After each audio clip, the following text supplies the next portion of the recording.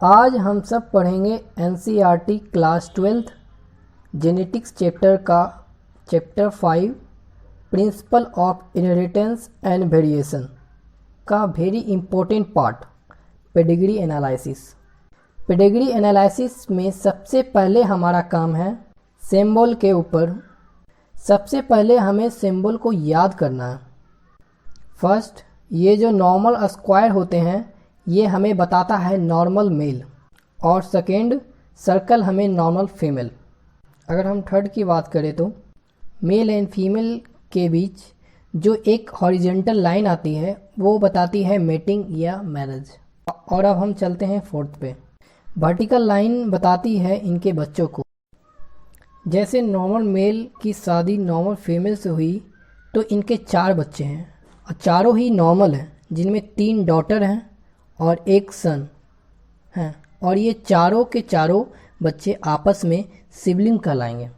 अगर हम next fifth की बात करें तो ये जो सिंबल होता है ये हमें बताता है अनस्पेसिफाइड सेक्स के बारे में।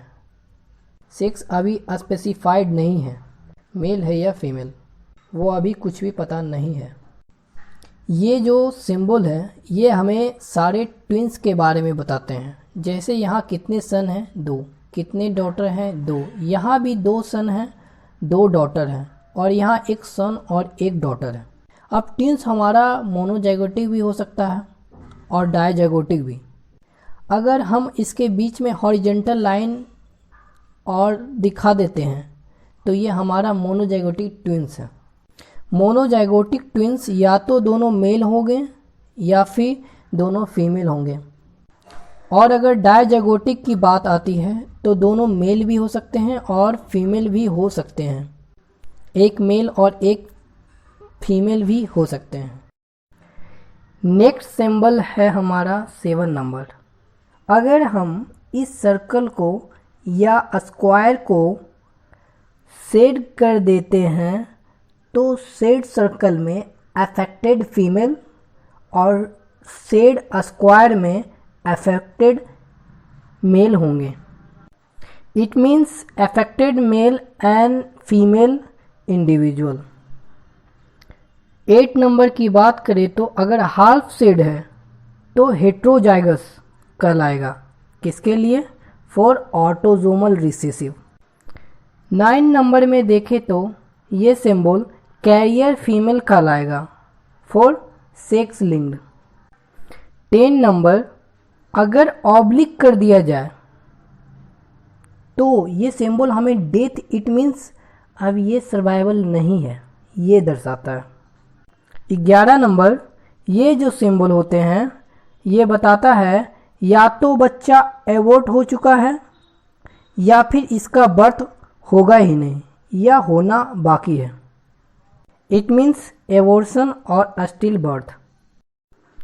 12th नंबर अगर 2 हॉरिजेंटल लाइन दे दी गई हो तो ये सिंबल बताएगी कि कज़न के बीच मैरिज हुई है। अब ये हमारा सिंबल है 13 नंबर, जिसमें नॉर्मल मेल है, नॉर्मल फीमेल है और इनके जो बच्चे हैं अफेक्टेड है। ये पेडिग्री हमें क्या बता रही है? बिल्कुल सिंपल वे में कहे तो normal couple have a affected son. 14th number और ये सिंबल बता रहे हैं हमें 5 बच्चे सेक्स अनस्पेसिफाइड है, मेल या फीमेल वो भी स्पेसिफाइड नहीं है।